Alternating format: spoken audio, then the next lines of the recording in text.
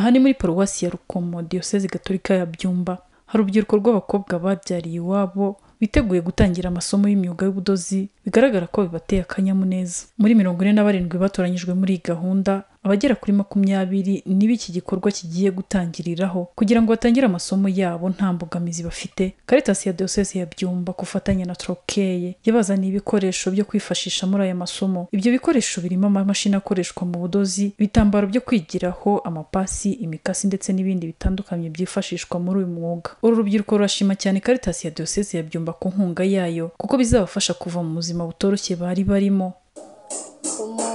Ufite imyaka 22 y'amavuko, ufite umwana umwe w'imyaka 2 n'amezi 6. Ku bijyanye n'imibereho yanjye mu rugo ndetse n'ahandi biba bigoye cyane, ariko umuntu agerageza kubicamo. Nta kazi ngira, nta kintu nkora, ari nayo mpamvu bingora cyane kugira ngo mbone isabune n'ayo mavuta, ariko ndagerageza nkatera uturaka ku mpande n'impande two mbonye. Ku bwanjye ndishimye cyane kuba Caritas yaradutekerejeho, tugiye kwiga dushizeho umwete, gerageze kugira ngo natwe nyuma yo kwiga tuzashake akazi mu mantoriye ari hirya no hino, natwe twibesheho n'abana bacu. Mbere na mbere manje gushimira Caritas kubw'igikorwa cyiza yatekereje ikatugenera n'umushinga wo kwiga imashini. Imana ibahe umugisha.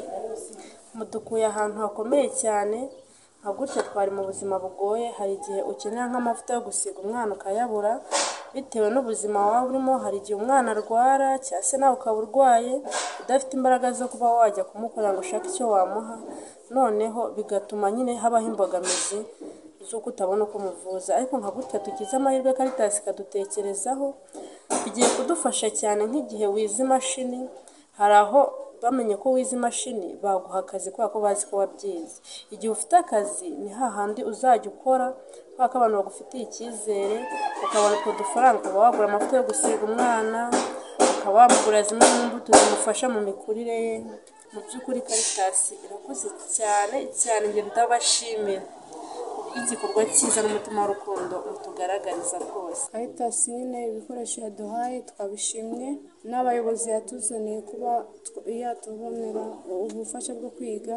Kandi ikindi, ibikoresho baduhaye tugomba kubikoresha neza, tukitwara neza ku buryo ejo hazaza natwe tuzigira akamaro, tukava aho twari turi tukajya mu yindi ntera. Intego nihaye njyewe Uwineza Marie Louise ni uwo kwiga neza, nkaba nafashe bagenzi banjye nkabwira ko ibyatubayeho yuko bitazasubira, ahubwo tujye kwiteza imbere natwe ejo hazaza tukazabigezaho abandi. Padiri Augustin Nzabonimana n'umuyobozi wa Caritas ya Diyoseze ya Byumba arasaba cyane urubyiruko gukora nta bunebwe, ruharanira iterambere ndetse n'ababyeyi babo akabasaba kwita ku bana babo kuko igihe cyose baba bari mu nshingano zabo. Urubyiruko n'imbaraga z'igihugu, n'imbaraga za Kiliziya. Ejo hazaza ha Kiliziya harabareba cyane. Niyo mpamvu tubasaba gukura amaboko mu mifuka bagakora, mbere na mbere bakiga bashyizeho umwete bari mu mashuri.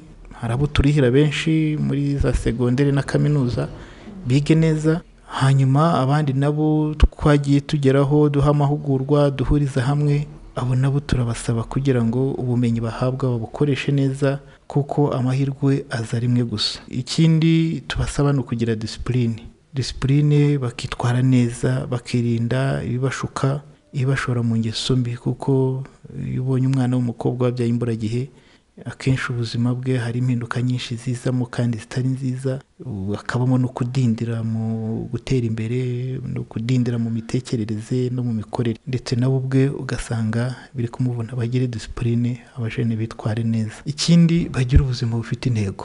Abajene ubuzima bufite intego, mufite amahirwe, mufite Kiliziya bakunda, abajene bafite igihugu kibakunda.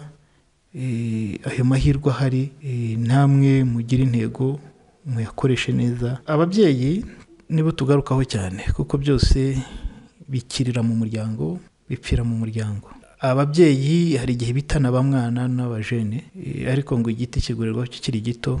Kuvuga ko wa mujene uko ababyeyi twamureze niko akura, twumve ko umubyeyi igihe cyose agomba kuba ari umubyeyi. Ikindi tukumva ko ababyeyi cyo tubasaba no kumva umuhamagaro wabo nk'ababyeyi, bahamagariwe kuba ababyeyi kandi inshingano z'ababyeyi ni inshingano zihoraho kuko umuhamagaro urangira nyirawe nyine yapfuye nawe. si urubyiruko rwabyariye iwabo gusa Caritas iherekeza mu iterambere ryabo kuko hari n'urundi rubyiruko rusaga 7,000 ifasha mu mishinga yabo mu buryo bw'ubujyanama, amahugurwa n'ubundi buryo bwose bushoboka kugira ngo rushobore kwiteza imbere kuko ari bo Rwanda rw'ejo. Musabyimana Joseline, Radio Mariya Rwanda, Paruwasi ya Rukomo muri Diyoseze Gatolika ya Byumba.